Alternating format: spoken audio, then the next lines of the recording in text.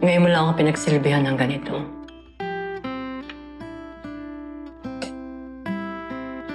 Sana hindi pa huli para bumawi. Kailan natin pupuntahan yung Danilo?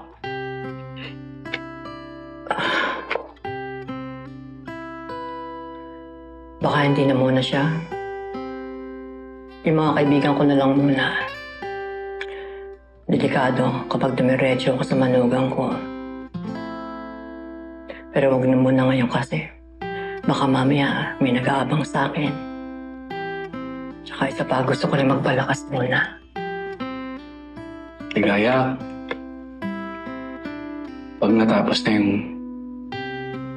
problema sa anak natin,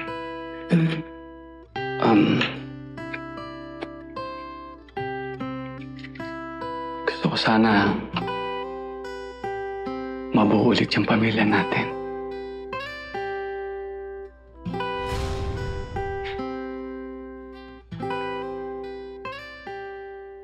Hindi na, Ador.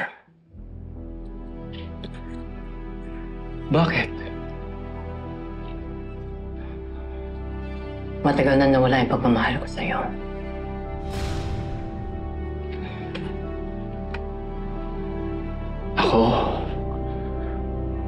Ako, ngayon at noon,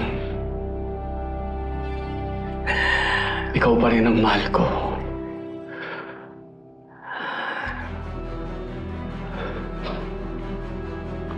Gusto mong suyuin kita ulit. Ador, hindi na. Hindi ko na kaya.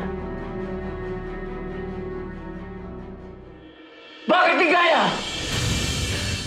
Hindi na ba ako kamahal-mahal?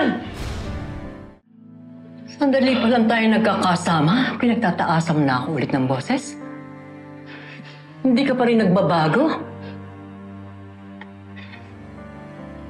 Kasi ayaw mo akong paniwalaan. Anong gusto mong gawin ko? Para bumalik ulit ang tiwala mo, nagbago na ako! Hindi ako naniniwala sa'yo! Bastang-basta kita. Halimaw ka pa rin. Wala ka ng pag-asa magbago. Pinipilit kong magbago para pag nagsama tayo, yung magkita tayo, magsasama na tayo. Pero bakit mo ako kinaganito? Bakit? Bakit? Sa akin? Anong ginawa mo? Ginawa mo miserable buhay ko?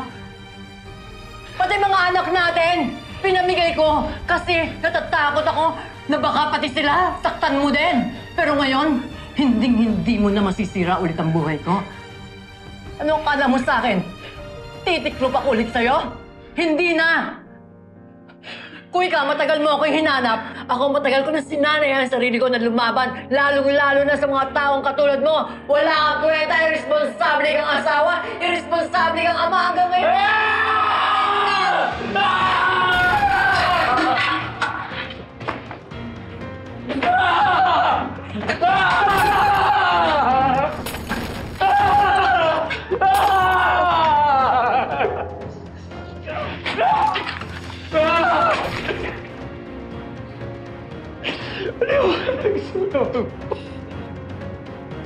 Why?